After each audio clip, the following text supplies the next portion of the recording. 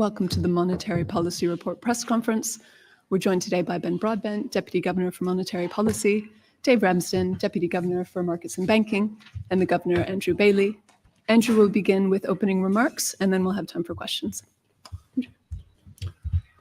Thank you, Katie. Today, we've held bank rates at 5.25%. The big global shocks that caused inflation to rise have faded. And monetary policy is working to bring inflation back towards the 2% target. Inflation has now fallen to just above 3%, and we expect it to be close to the target in the coming months. And that's encouraging. But we are not yet at a point where we can cut bank rates. We will consider the forthcoming data releases as part of our assessment of for how long bank rate should be maintained at its current level to be sure that inflation will fall all the way back to the 2% target and stay there. So let me start with the outlook. We've had relatively few UK data surprises since our previous monetary policy report in February. Economic growth was weaker than we expected in the fourth quarter of last year, but we think the first quarter of this year has been a bit stronger, which will leave the level of economic activity broadly where we thought it would be, as expected. 12-month consumer price inflation, which has just come up on chart 1, fell from 4% in December to 3.2% in March, its lowest rate since December 2021. 0.1 percentage points higher than we expected in February. The decline was spread across food, core goods and services. Energy prices have also continued to contribute negatively to the headline inflation rate.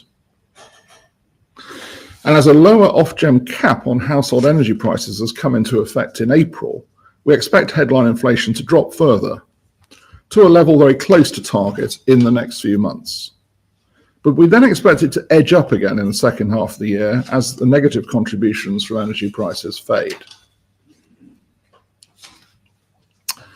Now, this absence of data surprises is an indication that we're now getting back to more normal times, at least compared to the highly unusual period we've been living through with a global pandemic and a major war in Europe.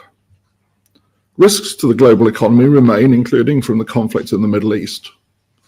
But so far, economies have adjusted to withstand those risks. Global supply chains have held up and energy prices have moderated.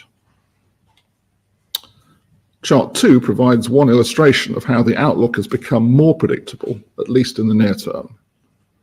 It shows the evolution of our 6-month ahead inflation projections, that's the stalks on the chart, and compares it with the outturns in the data, that's the blue line. For some time now, inflation outturns have again come in close to the near-term projections. Turning to indicators of inflation persistence, the picture is much the same. Service price inflation and wage growth have both been a little higher than we expected in February. That should certainly give us pause for thought, but we should not overinterpret these surprises either.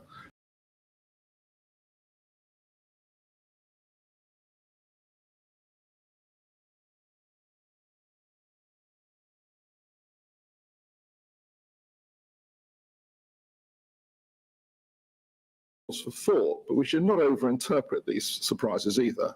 There will always be some ups and downs in the data, and the news we have had recently has been well within the volatility we should expect in normal times.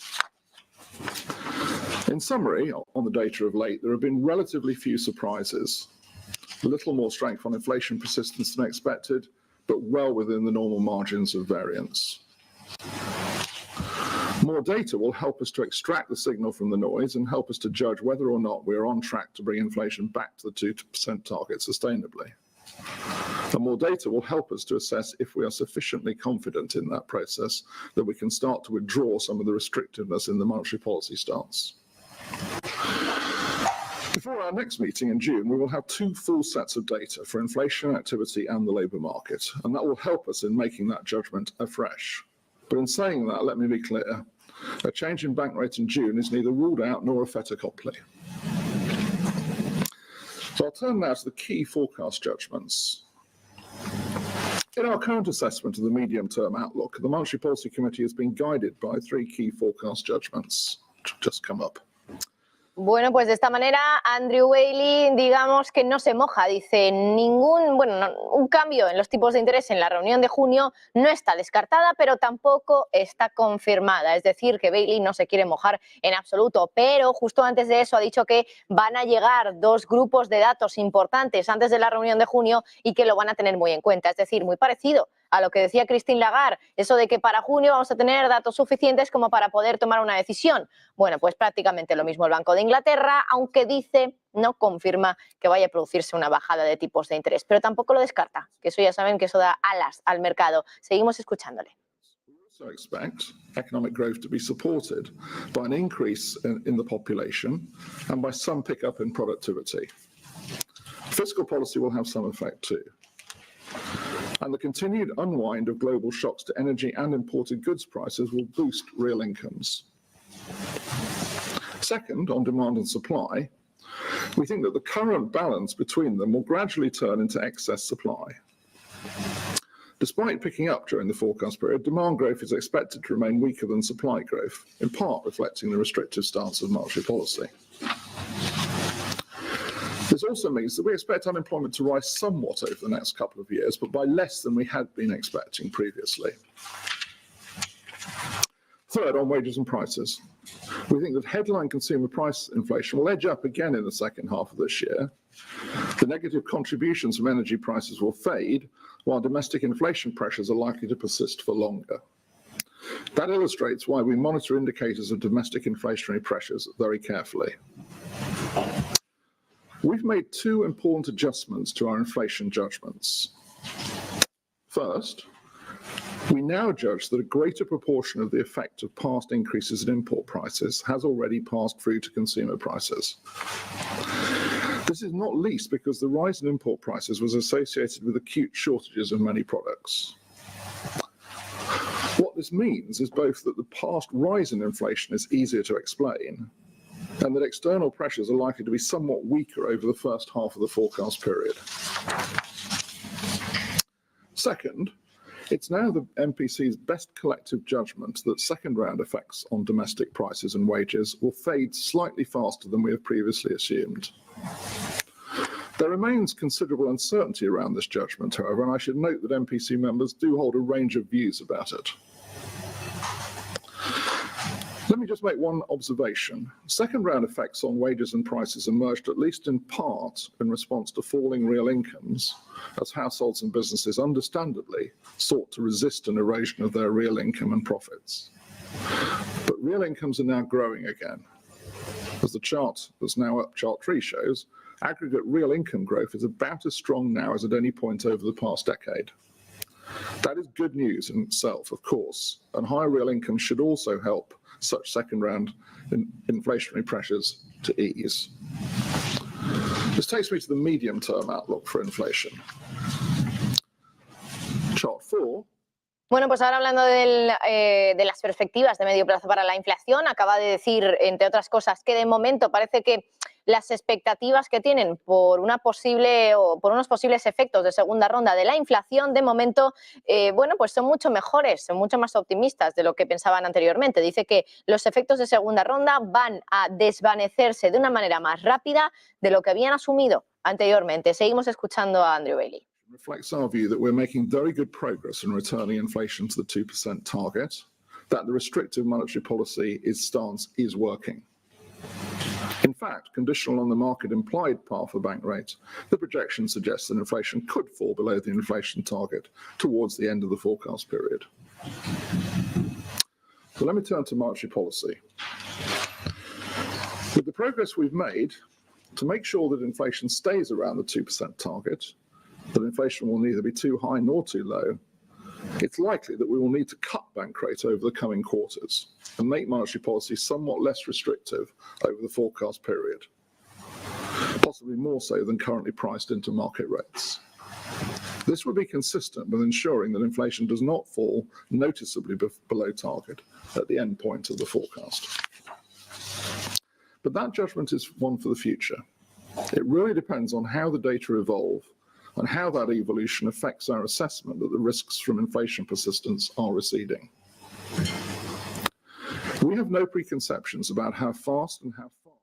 Bueno, no tenemos ningún tipo de percepción preconcebida, digamos, sobre cómo de rápido tienen que bajar los tipos de interés. Así lo está diciendo Andrew Bailey, pero dice que con el progreso que se ha hecho hasta ahora, que es muy probable que haya que bajar los tipos de interés en los siguientes trimestres. Así que no está confirmándolo porque todavía está usando el condicional, pero Andrew Bailey nos sugiere que pueden llegar bajadas de tipos, algo positivo para el mercado porque este discurso, esta narrativa hasta ahora no la había empleado el Banco de Inglaterra. An external committee member and his 127th MPC meeting. These are impressive numbers, it's impressive punishment. But the numbers only tell a small part of the story. Ben, you have been an excellent colleague and we will miss you greatly. And I'll just end by noting that the fact that Jurgen Klopp has decided to step down just as your term expires is, I am told, entirely coincidental. So with that, Dave, Ben and I will be happy to take your questions and Ben will be happy to reminisce as you wish. I think that means Ben's taking all the tricky questions. Let's start with Sam and then Faisal, please. Thanks, Sam Fleming with the Financial Times. The new language that you put in the minutes, or the record of the minutes, underlines the importance of, as you said, of the upcoming data releases. Governor, would you feel comfortable advocating a rate cut as soon as the next meeting if the data outturns are in line with forecasts? Question also for Dave Ramsden, if I could. Could you talk a little bit about why you decided that an immediate cut was necessary? Are you effectively taking the judgment that the bank is inflicting unnecessary damage on the economy by keeping rates at the current level? Thank you. Well, I'll talk about the next week. I chose my words, as you can imagine, quite carefully in saying that it's not a fait accompli and it's not ruled out. I mean, nice question. You know, if things come exactly as we forecast, then what follows from that? And the point I would make is this: we added a sentence to the monetary policy statement in the last paragraph, and what that essentially says is that we will consider the data releases that are coming up, and I'll stress this point, how they inform the assessments of the risks to inflation persistence and whether our judgment that those risks are receding, that's the language we used, and receding slightly faster than we had assumed, holds. So certainly speaking for myself, we will obviously take the data, but even if the data are exactly in line with what we forecast, we will then have to reach a broader judgment to say, does that mean that those risks to inflation persistence are receding, and how do we put that into the context of the view we've taken today? So that's, I think, the way I would frame it. I certainly want to be clear, June is not a fait accompli, but each meeting, is a new decision. Each meeting is genuinely a new decision. We're genuinely evidence-based, but you have to put that evidence into context, and that's what we will, of course, do. Dave. Thanks. And I think it's worth stressing, I'm here today along with Andrew and Ben to answer questions about the MPC. Una pregunta, por supuesto, de esas palabras de Andrew Bailey, esa nueva narrativa sobre que no va a descartar, pero que tampoco va a confirmar que vaya a haber bajadas de tipos de interés. Dice, elegí mis palabras de manera muy cautelosa y muy cuidada. Dice, bueno, hemos añadido una última frase al último párrafo donde hemos dicho que vamos a considerar la publicación de datos que va a llegar próximamente. Bueno, dice que es simplemente algo que añaden, pero que no están confirmando de ninguna manera que vaya a haber bajada de tipos, aunque ya saben que simplemente añadir estas palabras ya hace pensar al mercado que sí, que están empezando a plantearse bajadas de tipos en próximos trimestres. Habla ahora otro de los miembros del Consejo, del Comité de Política Monetaria del Banco de Inglaterra, Dave Ramsden. Vamos a escucharle. So that gives you a summary for now. I hope that's okay.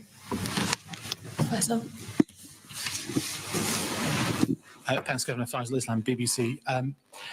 Are you frustrated by how the market interpretation of where rates are going has been led by what's happening in the US, sticky inflation there, some words from your colleagues in the Fed saying that rates will have to go up there? Seem to have avoided following down that. Market rates and that you might cut more quickly than is assumed. Can you just clarify what you were saying there? Yeah, I mean, on that, I'll take the reverse order, Faisal, because it's a good question. Look, I mean, I think the point I was making is this. You can obviously see that our forecast ends up at 1.6%. That's a number I gave. And the point I was making is, look, if the world were to pan out exactly as we expect it to, which of course, let's be honest, of course it never does, but because things happen, but let's say it did, then I think that, obviously we would face the question, have to sort of confront the question, does that suggest that the path of monetary policy would be less restrictive than the path here, which remember is conditional, this forecast on the market curve? And that's the point I'm making. I think at that point you would have to obviously address that question because you would have inflation ending up below target. So that's the point I'm making. Now, to come to your first question, which in a sense frames the context for it. I mean, it's certainly true when our staff do the sort of the analysis and do the decompositions of market movements. The market movements of late in recent months have been dominated by movements in the US markets coming over to other markets, including our own. I've said before, I think I said in Washington when I was making remarks about 3 weeks ago that, to my mind, the inflation dynamics of the UK are different to the US. The US is facing a different situation. It's got stronger demand. And therefore, I think it is important to make that distinction. I think we've seen some, response in markets to that of late, where there's been some movement, some decoupling. But I think it is a question that I think we have to keep posing, because we certainly do observe that I would say the inflation dynamics do look different in the UK, certainly. Let's go to Marine and then Joel. Hello, Marine Khan from The Times. A question about the... Bueno, pues preguntas sobre las diferencias que hay entre la inflación del Reino Unido y de Estados Unidos. Ya saben que es una pregunta habitual, sobre todo para bancos centrales dentro del viejo continente. Lo mismo le preguntaron a Lagarde.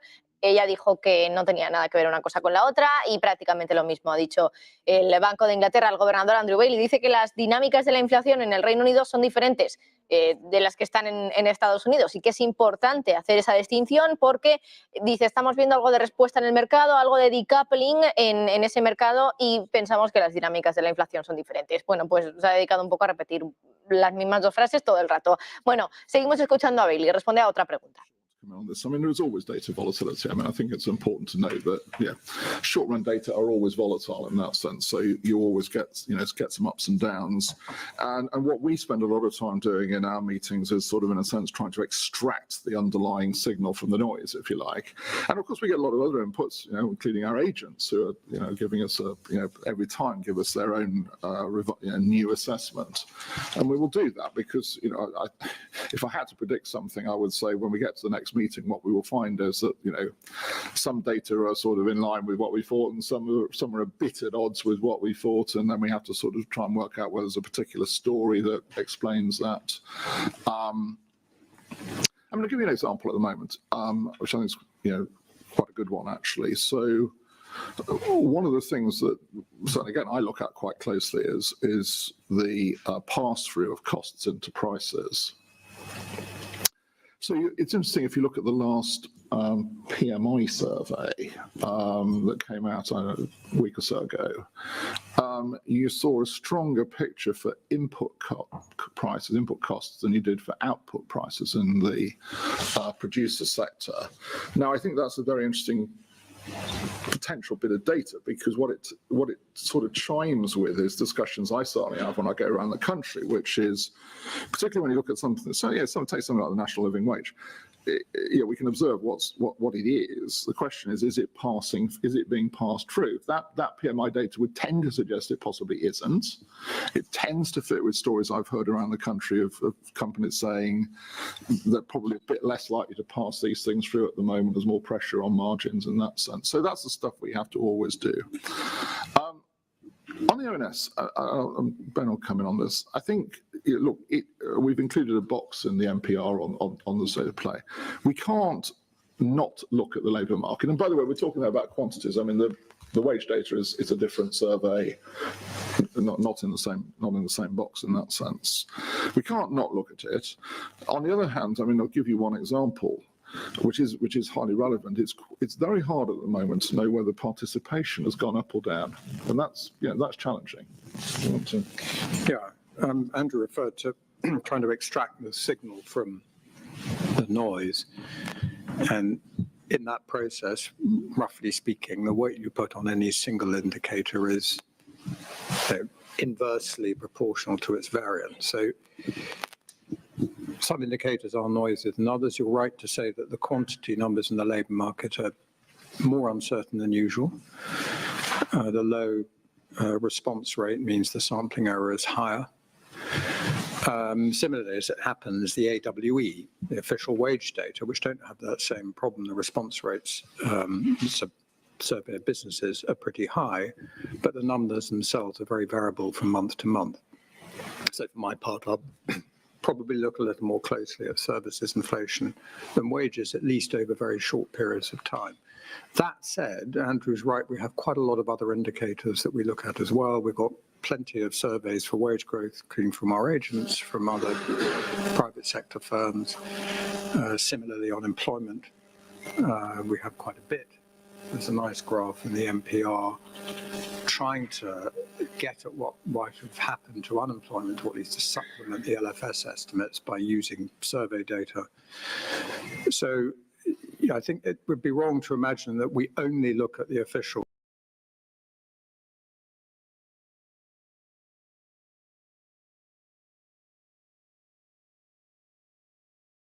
That I think has got a bit less attention is that in the past, the ONS, as part of the LFS suite, used to publish important data on labour market flows. So those, they're if you like, they help you assess the transition rates between different states in the labour market. And those, you could discern and infer something from those flows for more real-time data. So those data are still completely suspended, which adds to the challenge. And I think to Andrew's and Ben's points, therefore, we have got a lot of other data to fall back on and a lot of other sources, but we are therefore having to put more weight on things like what the agents are telling us. We're really lucky to have the agents network to enable us to do that. It gives us a more systematic take on those kind of more case by case visits and the like. But I think it is going to be really important. I mean, the ONS has a plan of work which it's already implementing, but there remain real concerns with the LFS, and it's really important that those are dealt with.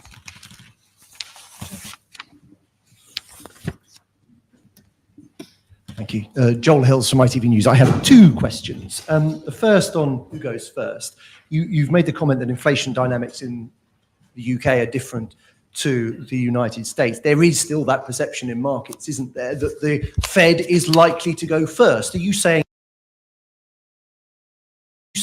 that perception is wrong? And secondly, you've said previously that one cut in bank rate is likely to still leave it in restrictive territory. The markets are now betting on 2 or 3 cuts before the end of the year. Would that still leave interest rates in restrictive territory? Well, first of all, there is no law which says that the Fed must move first and everyone else, including us, moves afterwards. I mean, that is not a law. Moreover, as you know, we have a remit and a target which is related to domestic inflation in the UK. Now, obviously, we take the world in. We're an open economy, so we take the rest of the world into consideration, but we take it into consideration insofar as it affects inflation in this country. So let me be clear: there's no law which says that we can only move after the Fed moves, and that's not something that ever gets discussed in the MPC. What gets discussed is the impact of the world economy, including US monetary policy, on our remit and on our achieving our inflation target. So that's, I think, very clear. On the question of restriction, yes, I mean, I still hold to the view. I mean, if one cut I mean, I think we're probably assuming it's a small cut, obviously, would still leave us with restrictive monetary policy. You may remember we've been using the word restrictive now for some time. And it is, in a sense, the path thereafter and how we adjust which would be taken into consideration. But it's not a question of, one move takes us from being restrictive to not restrictive.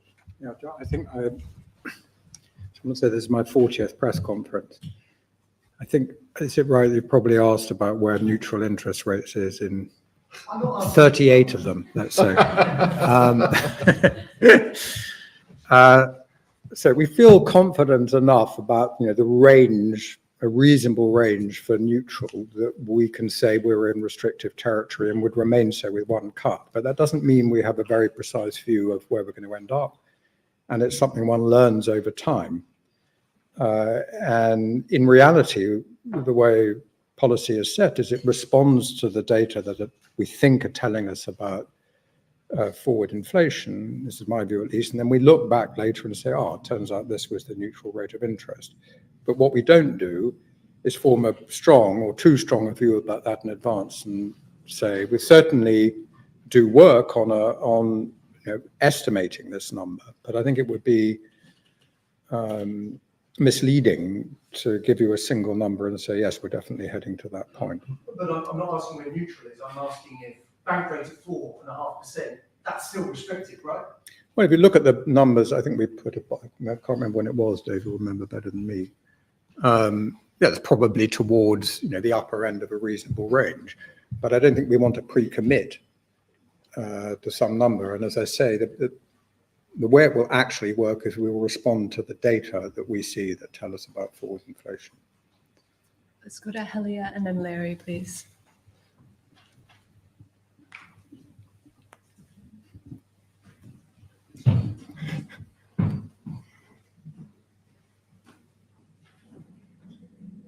Right in the middle. Yeah. Sorry, long journey. Helia Ebrahimi, Channel 4 News. Governor, you said that June isn't a fait accompli, but can I be crystal clear for all mortgage borrowers, companies at home? You say that you have to trust that inflation is falling back to the target 2%. But that's exactly what your forecasts say. It's falling not just to the target, but below the target. Should we not trust your forecast? Do you not trust your forecast? We're forever being told by the ONS that data is volatile and we should ignore it.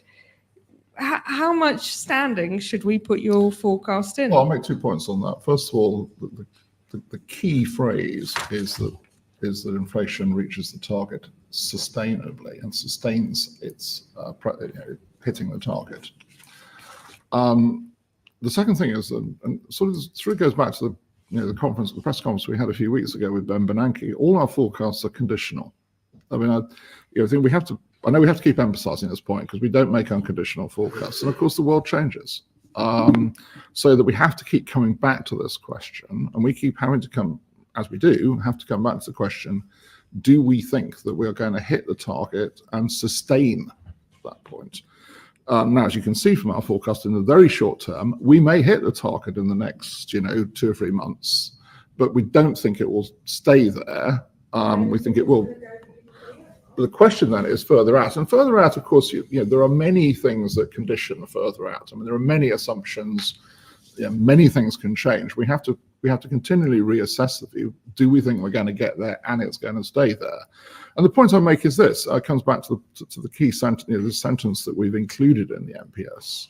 We think the risks to inflation persistence are receding, but we do want to see more evidence to be sufficiently convinced of that before we cut rates. That's the view I hold. Andrew, yes, do. Just one small point, which is one of the reasons we think that the persistent risks are fading is because policy is restricted. Okay, that's an important point. And the fact that you anticipate that the likelihood is that rates will fall doesn't mean you have to bring them forward and do it all now.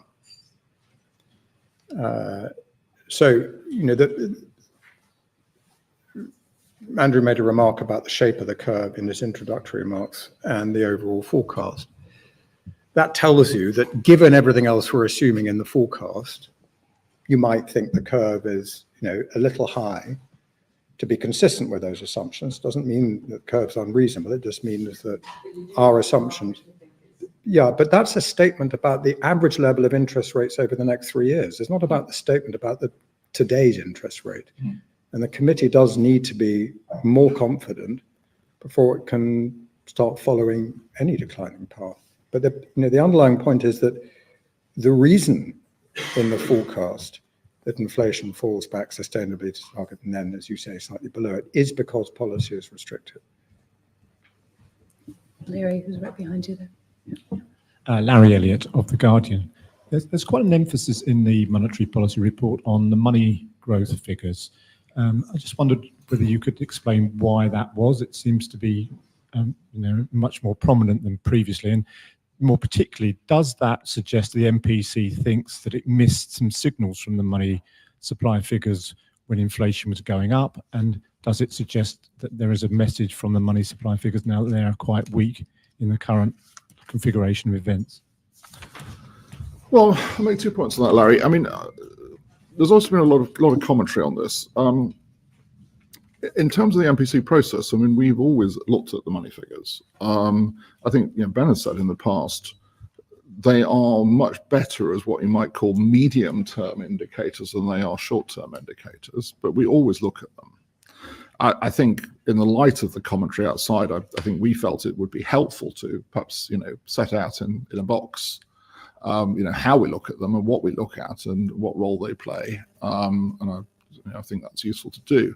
On the current situation, I'd sort of put it as follows. I think we've used in the past a chart which showed that, particularly for the household sector, the rate of money growth did rise above the trend, the longer term trend line during the sort of the COVID period, particularly. No great surprise there in terms of what was going on in terms of household spending. But what we've seen in the last year or so is that it has weakened and come back to that trend line.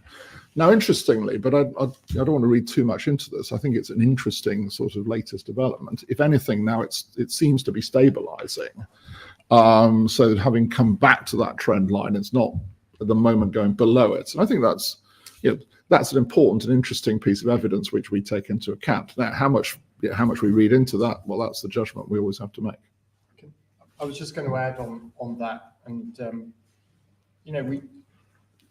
we try and keep the NPR to a sort of manageable length, but try and put things of interest in. This time round, it was certainly important, I think, to include, as well as the LFS box, this box, and as Andrew's saying, I mean, it is, there's clearly a pretty long-term relation between nominal economic activity and money, but that's over years and years. It's not something where you can extract a short-term signal from. There has been this interesting recent development, as Andrew says, and so looking at whether there is a signal in that recent weakness in money growth, could that be telling us something about, something more fundamental about nominal spending? We do think, I mean, this is a sort of view we've been developing for a while. It seems more likely to be consistent with the unwinding of those pandemic era, strong money balances, particularly in households where you had that sort of overhang of money. So that's our assessment, but worth sharing, we thought. Go Ed and then Phil, please.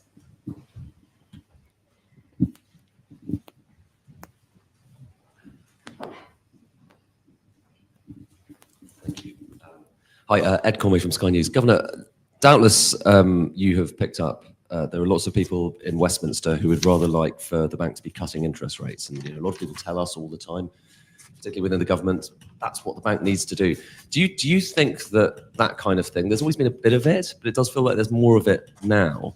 Is that fair? Is it helpful? Is it unhelpful? And what do you do to kind of maintain your independence in the face of that? Well, as you said, Ed, we are an independent central bank. We have a very clear remit. We exercise that remit. It's our duty to exercise that remit at all times.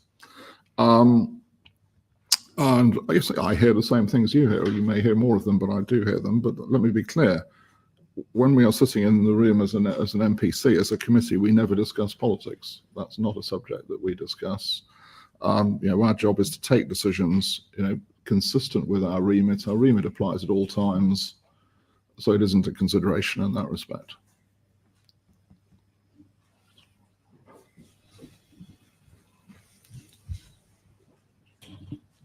Thank you. Phil Aldrich at Bloomberg. It's a bit of a technical one, I'm afraid. There's been a bit of a surge. So you're already looking at Dave, I see. Yeah, I did. There's been a sudden surge in the demand for your short-term repo operations. And I just wondered if that signals that banks are facing liquidity problems and whether this would have any bearing on whether you would bring QT to a close earlier. And also, once you do start cutting rates, if you're operating active sales under QT, doesn't that make your policy incoherent? Well, Dave will come in. Let me just say a word at the beginning. QT is going, the sales process that we're going through will bring the level of reserves down to its equilibrium level. And the equilibrium level is the level that is needed, both from a point of view of operating monetary policy, but also, and this may be in a sense, the higher sort of bite, as it were, for financial stability reasons. Because this is, in a sense, the highest quality liquid asset that the system the banks can hold. Now, we can't tell you what the equilibrium level of reserves is. That's a level that will emerge because it's for two reasons. One is actually because historically we haven't been in this position. You go back before the financial crisis, the level was clearly too low, and also because it is very endogenous. But we will hit that level, and we will then have to obviously take decisions on what we do thereafter in terms of managing the Bank of England balance sheet. Now, the short-term repo facility, I mean, it's a classic central banking, open market operation, really. We deliberately put it back in place before we started QT for the reason that if we start to hit the equilibrium level reserves at a higher level than we might have imagined, obviously we don't want the short-term interest rate going up as a result, and that puts us out of line with monetary policy. So it's there to be used in that sense. It's there to be used. Now, I don't think, therefore, we can necessarily conclude that the increase that we've seen denotes that we are at that point, because there are other reasons that banks may well use it. But that's the mechanism. But I'll hand over to Dave to let me take up the rest of the press conference, really. Can we talk about the rest? Well, I'm sure you don't. I do feel a speech coming on, but I'm sure no one wants that, although Phil probably does. I mean, just from where Andrew's taken the story, I think we, as Andrew said, we put in place the STR 2 years ago. It was our latest way of saying we're open for business for people to come to us as sterling monetary framework participants to borrow, 1 week, 1 week money on that facility.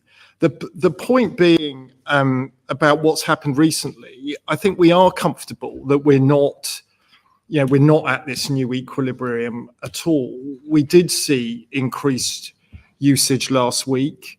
For me, as the person who has to sort of explain to the MPC, but also, explain to all of you what's going on, I thought that usage was really exactly as intended and as you would expect. I mean, the repo market's been functioning well over the last few weeks. There are known factors in the market as to why rates were rising. There were both demand and supply factors in the gilts market. There was a very large gilt redemption. There was an upcoming syndication. Also, we could see moves in FX swaps were bringing, different players into play and some month-end effects. So you had a whole set of things going on in this quite specialist area.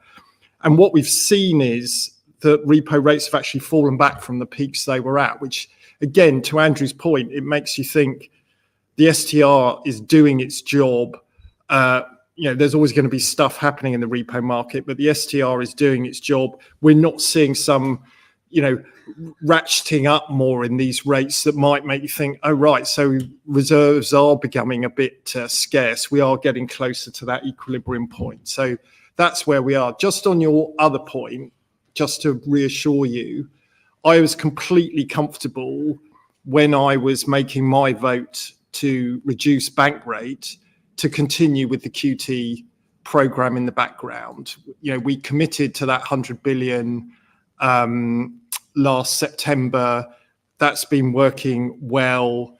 I don't see the contradiction at all that you were implying. We always said that QT was in the background and was about the balance sheet and getting back to a more normal place on that, and that bank rate was going to be the active tool. I mean, that's a really important point. QT is not designed to be an active instrument of monetary tightening.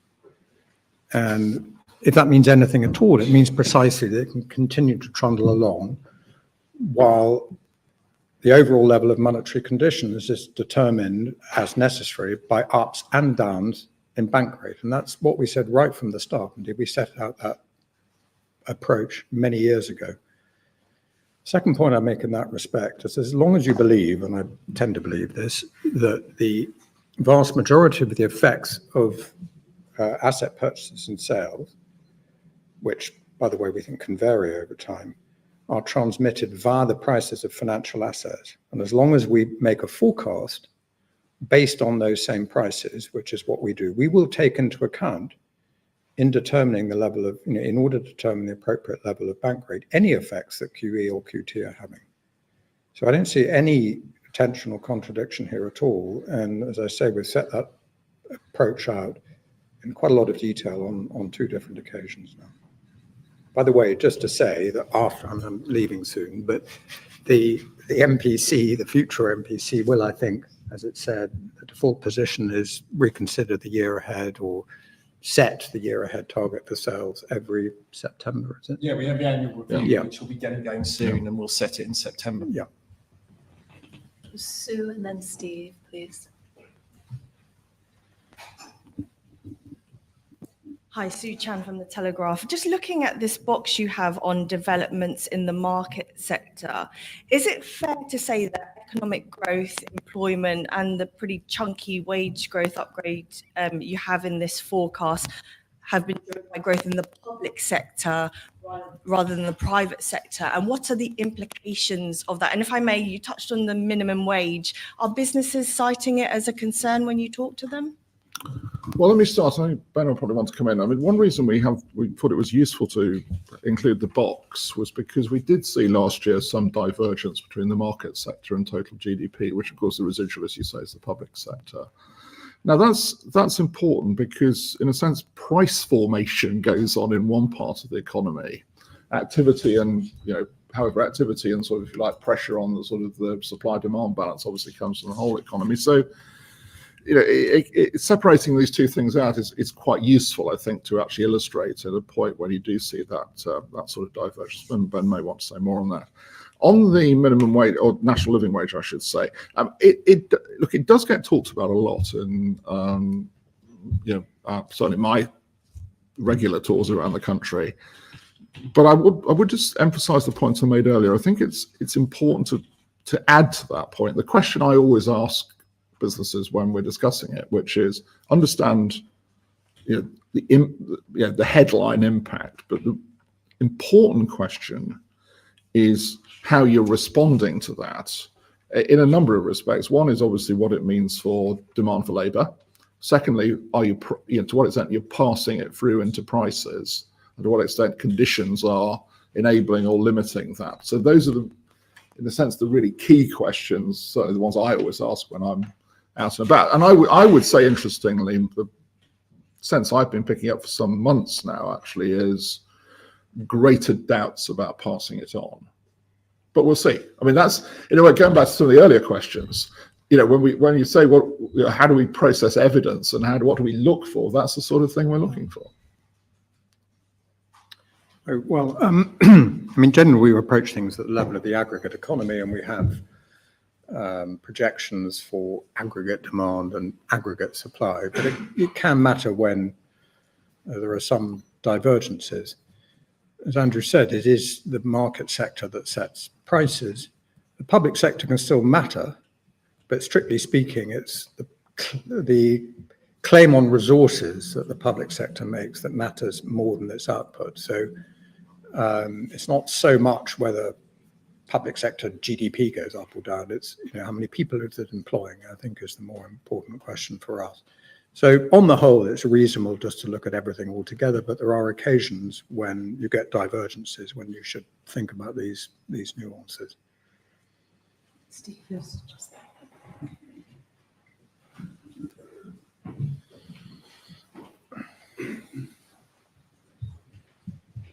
Steve Sedgwick, CNBC. A couple of quick questions. You've all put great store in what the agents and their contacts have to say. So I got to page 62, you'd be pleased to know. Box E, even further than Dave's box E. And actually what I read was quite worrisome. Contacts have been surprised by the weakness in consumer spending on goods, despite that robust jobs picture, despite that robust wages picture. Subdued consumer demand is widespread across retail and services sector in an economy that relies on services and retail sector. Underlying demand has weakened. This is what really worried me, though. Not the fact that we're eating at home, that's fine. But contacts are unsure as to the reason. That's got to be quite worrisome that such a large trend has been seen in the first quarter, but they don't know why. And my second question, following on from Ed's as well, I know you're independent. You put great store in it. You don't talk about politicians. Absolutely not. Why would you? But the fact of the matter is, you're running into a rate-cutting cycle amidst what will be a general election, which could interfere with your decisions, potential or come adjacent to your decisions in September, November, possibly December. That's going to make things more tricky for you. Thank you. Well, very clearly on that, I'll come back to the first question because I think it's a really interesting one. But very clearly on your second question, look, we will take the decisions at each meeting that are consistent with our remit. I mean, that's our job, and we will do our job. Now, your first question is really interesting. So, we often, as you say, we talk a lot about the agents for good reason, and we often say, well, sometimes we get, slightly different messages, and you've found a very good example of this.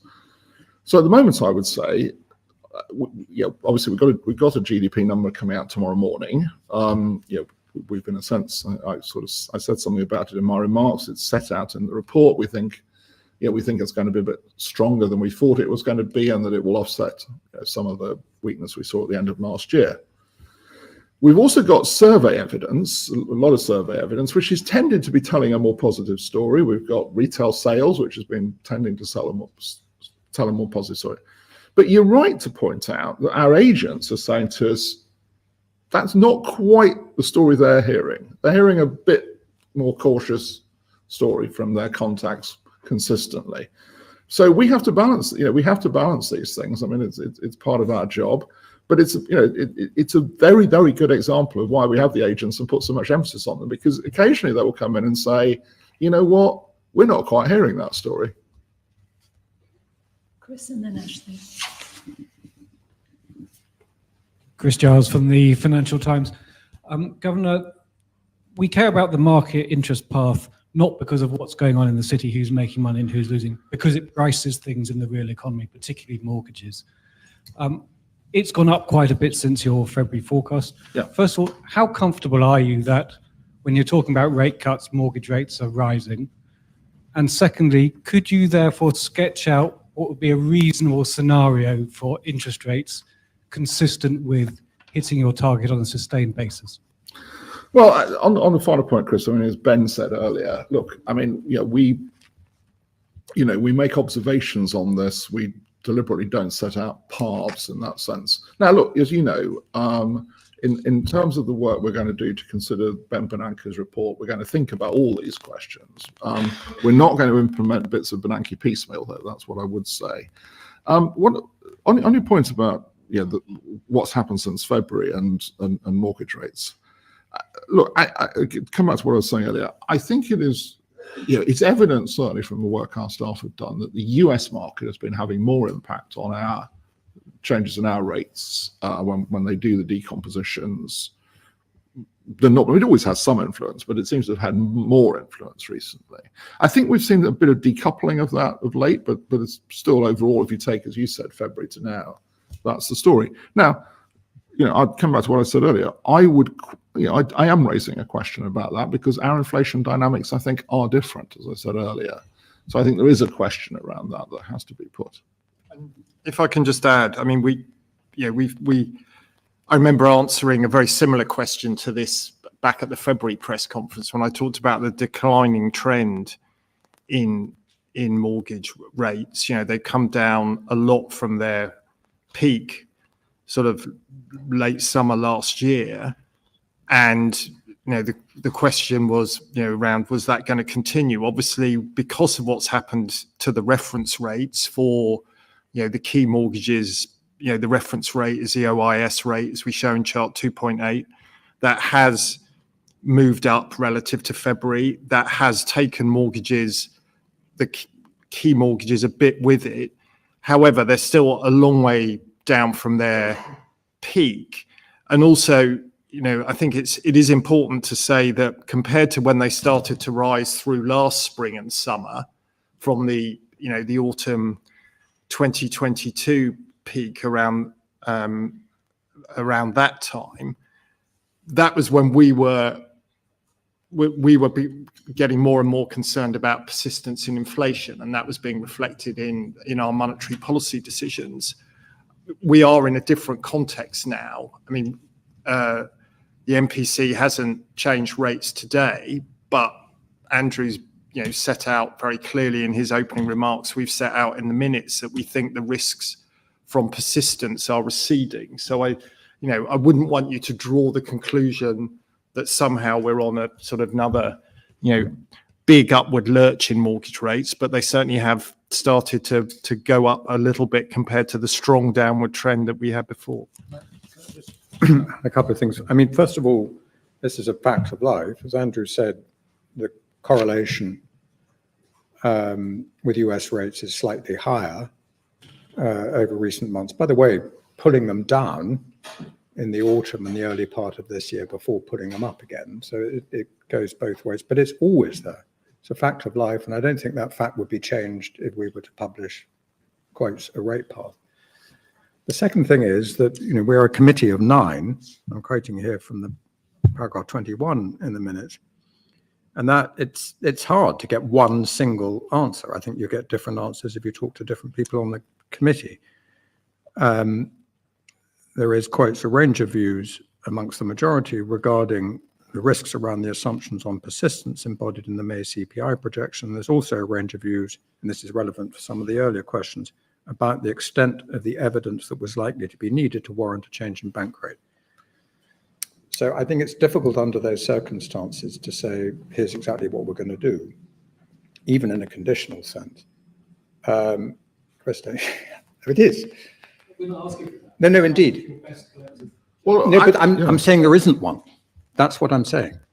And if we were ever to publish a rate path, my expectation from the outside, as I'd be, is it would be some algorithm. It would not be a best collective judgment. It would say, take the forecast and let's work out, quotes, under certain conditions, what's an optimal path. It would not be a best collective judgment. And that's the point I'm trying to make. So it's possible to do it, but my own view is it wouldn't have much bearing on the extent to which US economic news, US moves influence our own curve. It's a fact of life that as a small open economy, that our rate curve will get buffeted around by these things. If I could just finish on one point, because you've written a lot on this, Chris, and been very insightful on it. I think it's important with conditional forecasts that we don't take the approach of saying, well, we must always find a way to get it back to 2% at the end of the. I mean, if we think if our best collective judgment is that with this set of conditioning assumptions it's 1.6, then we should say so. Ashley. Hi, Ashley Armstrong from The Sun. Dave, you mentioned that we're going to have to wait until your next speech to find out exactly why you have voted for lowering, but aren't you self-conscious or worried about the fact that your speeches and NPC speeches have become so extremely market moving, where, you know, we're really seeing the market move depending whether you think that it's soft or looser or tighter, and it feels like those are becoming as much watched events as the actual MPC events. And then the second one, I suppose, would be also on the governor's comments about conditional assumptions, but also this obsession with the 2% target and getting it down to that. Given that actually next year you think that inflation will be higher than the 2%, can you give any reassurance to Brits that you aren't going to be raising rates again to bring it back down, so we'll end up on another roller coaster? Thanks. Andrew's looking at me, so I'll answer. on the point about speeches, I mean, it goes back to what Andrew and Ben have both said, you know, and one of the strengths, I think, of the setup in the UK, we have 9 members who each have a vote, and we're publicly accountable for that vote. And at times there will be, you know, differences of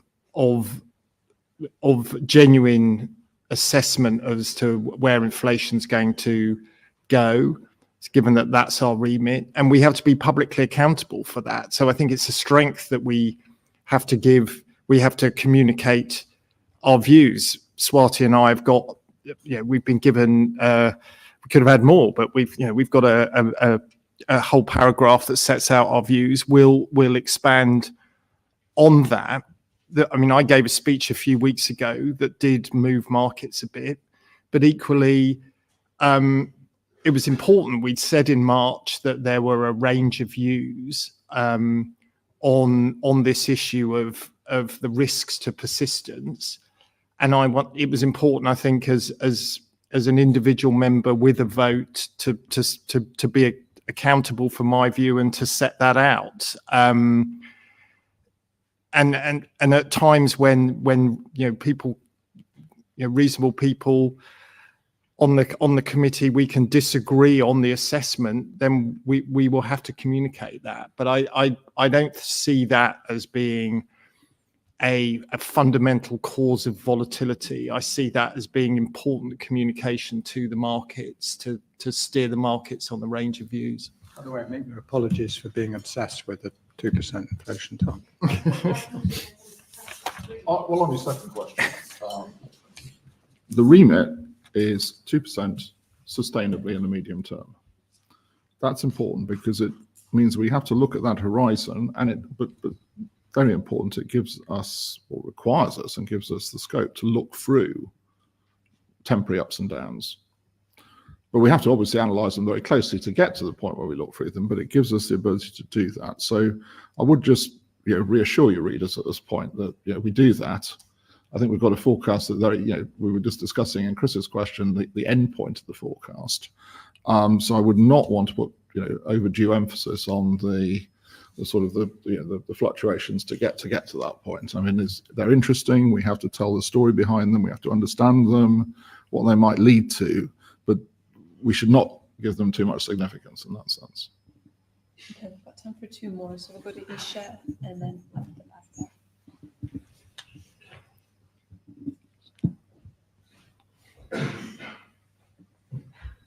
Hi, Isha Nelson from the New York Times. Just a quick question on the labour market comment. You say, you know, it's continuing to loosen, but it remains relatively tight by historical standards. So I want to check, how much of that tightness has been surprising, maybe? And is it a reflection of what you've been saying about queries around the data and being hard to judge participation? Or is the labour market acting in some way that's actually quite unexpected? Well, we were talking about, obviously, the issues with the labour force survey earlier, but I think it's important to put that into context. I think whichever way you look at the labour market, and we look at, obviously, as Ben was saying earlier, we use a lot of other data to in a sense, get to a judgment on it overall. You know, we are around full employment, frankly, at this point. Now, if I go back to the agents for a moment, because it's another interesting subject, I think one of the things that I've certainly picked up for quite a while now, actually, is firms saying that they were retaining labour. You know, one of the comments I got quite a lot, and you can put this into the context of the vacancies to unemployment series that we've published a lot, is that their concerns about the difficulties they had had with hiring labour meant that they were very reluctant to release labour, probably more reluctant. I mean, it gets called labour hoarding often. That's a slightly pejorative term, but that's the word that often gets used. Now, what that would suggest is that the labour market probably looks a bit tighter, therefore, than you might expect. But of course, the judgment we then have to make is, as we see an expansion of demand in the economy, how are firms going to respond to that? Because arguably they've got labour that can be used to meet that expansion in demand. But as you'll see also, I mean, one of the other things we have done over time is that our view on the sort of the path of unemployment has changed as well. It's now considerably shallower than it was in the past. And I think, frankly, pretty much every other forecaster of the UK economy is in the same place, actually, on that. Straight up at the back.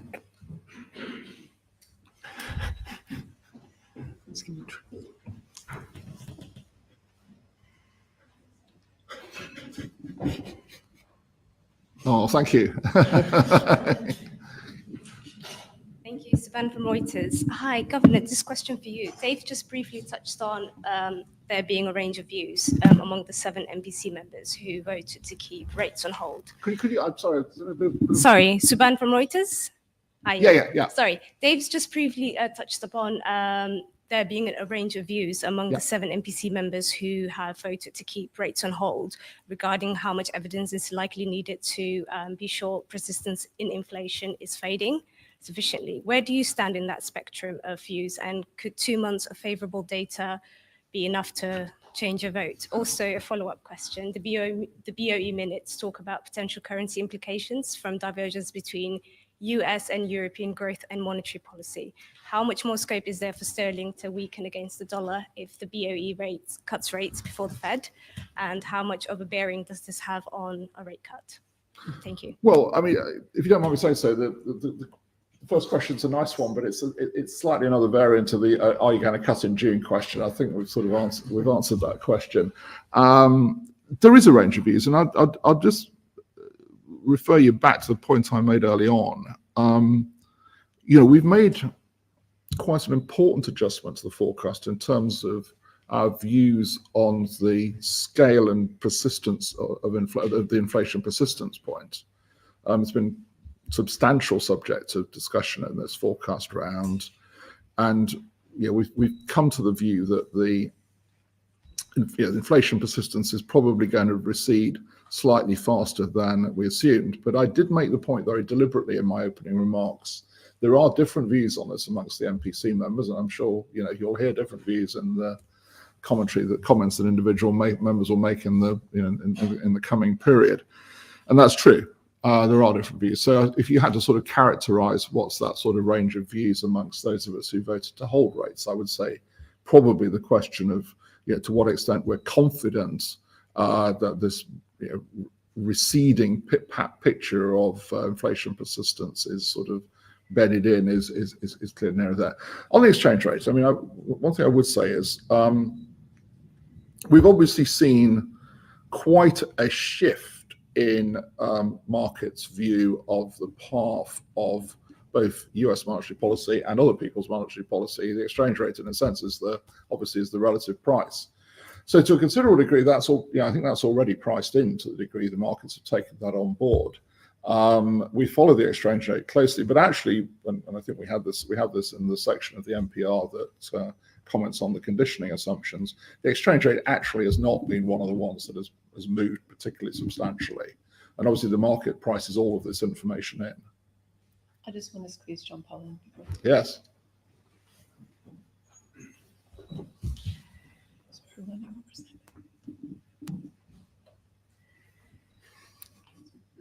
Thank you. John Paul Ford from the Daily Mail. A couple of things. One, I'm going to try again on the rates. Neither fait accompli nor ruled out for June suggests kind of 50-50, some might think. Does that imply that August is a bit more than 50-50, that we might think that at least by the summer, that those chances are even increased further? My second question is about regulation. the naming and shaming proposals by the FCA. First of all, if you have a view on those proposals, lots of people do have strong views on those proposals, but also on whether it's appropriate for the government to have intervened on the proposals by an independent regulator, particularly as there's a background of another proposal on the equality rotors, an FCA and PRA proposal, so it does impact the bank. So do you think that so your view on that, and whether it's appropriate for the government to be intervening as it is doing, and whether that's a worry for you? Right, two very different questions. Look, I think that, if you don't mind, I think the first question is a nice try to sort of reintroduce the "is it June" question again. And you know, I'm honestly just going to restate what I think all three of us have said, which is we take it meeting by meeting, and that's what we will do. Just remind a point I think I made in my opening remarks, which is we will have two full sets of data between now and the June meeting. Sometimes we get one between meetings, sometimes we get two, because we have 8 meetings a year and there are 12 sets of data. There'll be 2, so we'll have more data for the next meeting. Look, it's not for me to, obviously, you know, I'm a former chief executive of the FCA. I'm not going to comment extensively on the FCA. What I'll say is this, because I'll say it because it does actually relate to latter part of my own time there, and one of the cases that gets cited and actually came out of the Public Accounts Committee as the British Steel case is from my time. I think what needs to be, in a sense, debated in this and brought to conclusion is a tension.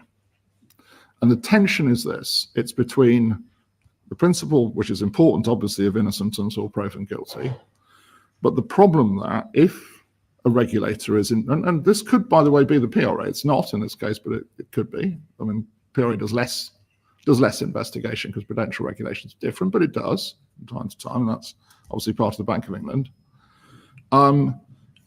If an investigation is going on, and during the course of that investigation, and the nature of these things, they can take time, nothing can be said about that, then the risk is obvious that some mis-selling is, you know, and therefore, you know, some mis-selling to consumers is going on. Now, so I'm not part of this debate in the FCA context anymore, but it's relevant to, say, us as a regulator. I think we need to get back to how we can reconcile those two, you know, potentially conflicting principles, rather than sort of, in a sense, sort of, you know, say you can't do this, you can't do that. There is an issue there.